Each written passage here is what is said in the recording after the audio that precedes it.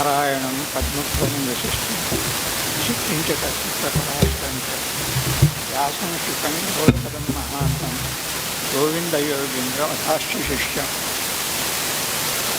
శ్రీశంకరాచార్యం భాష్య పద్మపాదం చ హస్తామలకం శిష్యం సంతోటకం వార్తికకారణం అస్మద్గురువున్ సంతతమానతోస్తు.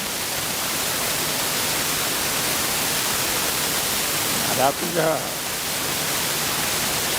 ఈ శ్లోకాల యొక్క తాత్పర్యము చాలా సులభమైనటువంటి సృష్టికి కారణభూతుడైనటువంటి నారాయణుడి దగ్గర నుంచి ఈనాటి మన గురువుల వరకు ఉన్నటువంటి విస్మరణలో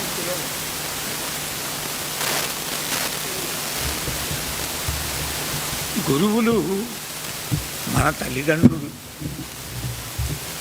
అలాగే విద్యా గురువులు, అలాగే ఆధ్యాత్మిక గురువులు.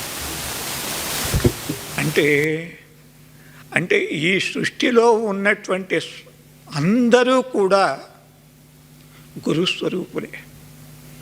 ఇందాక వారు అన్నట్లుగా శంకరుల వారు గోవింద భగవత్పాదుల వారికి చెప్పిన విషయం ఏమిటి అంటే,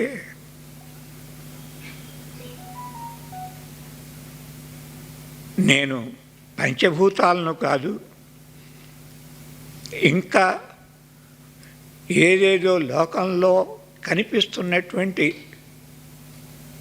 ఏ వస్తువును కాదు, శివ కేవలోహం, నేను సాక్షాత్తు ఈశ్వర స్వరూపుణ్ణే. ఈ భావం మనందరిలోనూ ఉండాలి. ఎందుకోసనంటే అందరూ కూడా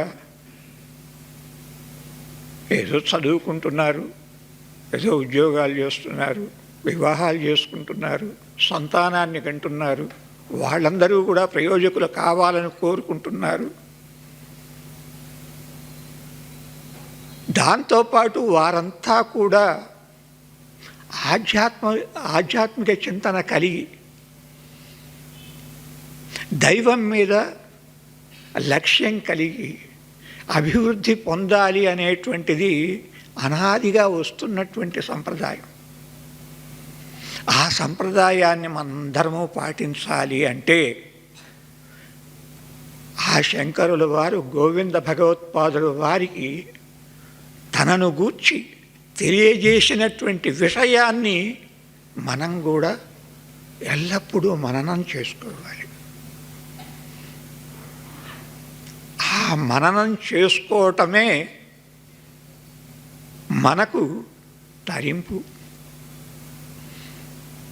అందరూ కూడా ఒక్కసారి వారి అవతార విశేషాన్ని గనక తెలుసుకునేటట్లయితే, బాలుడై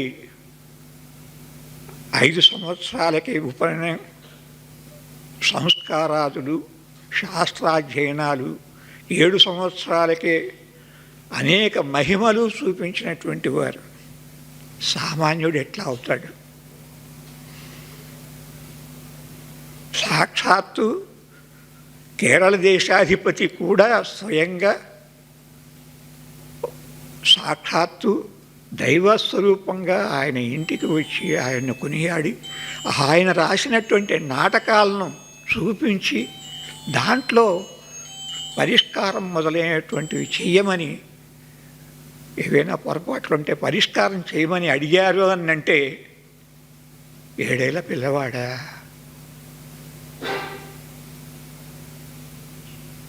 ఇలా అడిగాడా?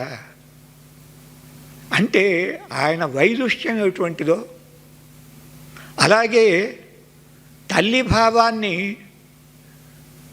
మంచి భావమే అయినప్పటికీ కూడా తాను అవతరించినటువంటి విశేషాన్ని మనస్సులో పెట్టుకొని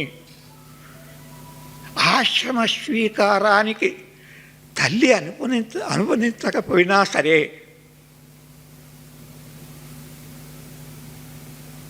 తన ఆశయాన్ని నెరవేర్చుకోవటాని కోసం ఆయన ఎంత తపన పడ్డాడో సామాన్యులకు సాధ్యమా? అవతార పురుషత్వం అటువంటిది. ఇంకా శంకర విజయంలో వారి యొక్క అవతార లీలలు అనేకం ఉన్నాయి. అందుకోసం